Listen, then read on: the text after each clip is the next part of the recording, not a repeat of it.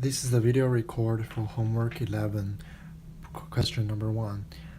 The problem setting is for stochastic process x of t is real WSS with its autocorrelation Rxs of tau and power spectral density Sxx of omega.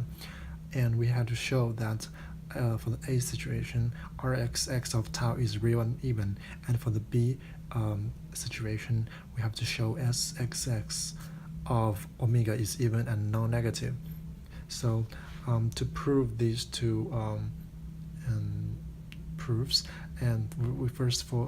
notify from the A question, since we know that x of t is real WSS, we can get the correlation function Rxx of tau is equal to the means of x of t plus tau times x of t, and we are sure to know that this is real, and we know that Rxx of tau is equal to Rxx of t plus tau, comma t, and it's equal to the means of x of t plus tau times x of t, which is also equal to x of t times x of t plus tau. We just interchange these two numbers, and eventually we get it to be the autocorrelation function Rxx of t and t plus tau, and it's exactly equal to Rxx of minus tau,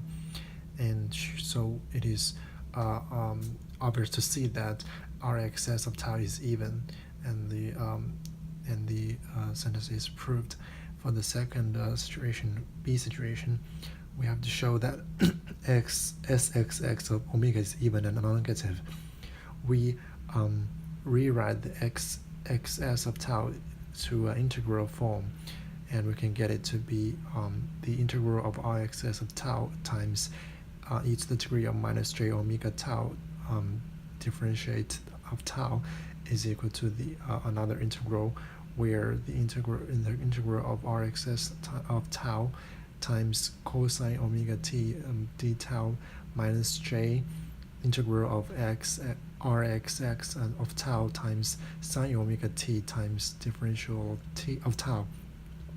And we of course we know the first part is even, and the second part we need to show that we can see that from the first problem, or from the first situation, we get Rxx of tau is an even function, and as sine omega t is an odd function, and when these are multiplied together, we can get it to be an odd function. So an even function minus an odd function is still an even function. So we this is how we rewrite these two functions combined together, and it's also equal to Sxx of minus omega. So we have shown that Sxx of omega is even, and to show that it is non-negative, we discussed the following example where x of t, the WSS stochastic process, is equal to y of t, where the Fourier transformation function is h of omega, and h of omega is an ideal manifold system,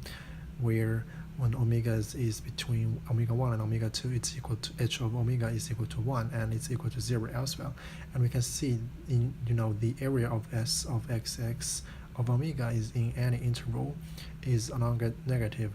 and this to make this possible, it is obviously shown that Sxx of omega t has to be larger than or equal to 0, so that Sxs of omega can be non-negative in any interval, which is proven for the second situation. This is the end of this video record.